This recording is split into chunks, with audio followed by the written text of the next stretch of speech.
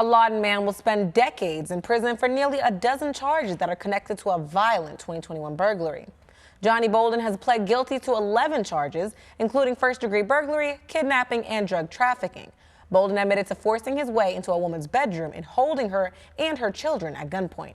Investigators say he eventually left after trying to force the victim into his car. And when police caught up with him, they found guns and drugs in his car. As part of his sentencing, Bolden will serve at least 20 years in prison with 5 years suspended and will pay over $8,500 in fines. And a man accused of opening fire during a police chase has been sentenced to 30 years in prison. Investigators say in January of 2022, 26-year-old Robert Doak led police on a high-speed chase through Lawton.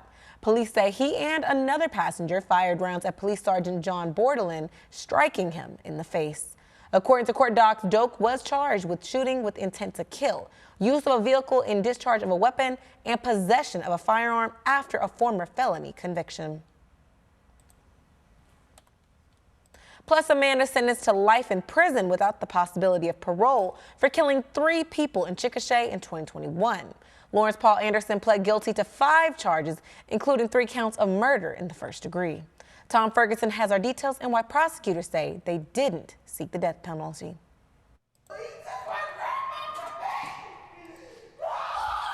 Family members grieving with old wounds reopened on Wednesday as Lawrence Anderson got his sentence. There's evidence that's in the possession of my office as well as the Oklahoma State Bureau of Investigation that's so shocking after I reviewed it, it kept me up at night for weeks. Officials say Anderson killed 41-year-old Andrea Blankenship, cut her heart out, cooked it, and tried to serve it alongside potatoes to his aunt and uncle.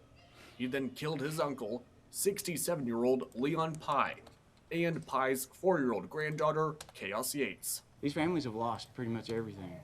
As you can imagine, Delcy Pye lost her husband and one of her grandchildren and was attacked at the same time and watched both those people, watched both of them die, watched Lawrence Anderson take their lives. Who does me like who does that? District Attorney Jason Hicks says avoiding a death penalty case is giving the victims and their families justice now. Death penalty cases can drag on for decades as those accused appeal and wait for years in prison. I don't think I can find another case that's going to quite compare to this one. Anderson silent when asked if he had anything to say to those left behind. Mr. Anderson, do you have any words? Do you have any words for the family?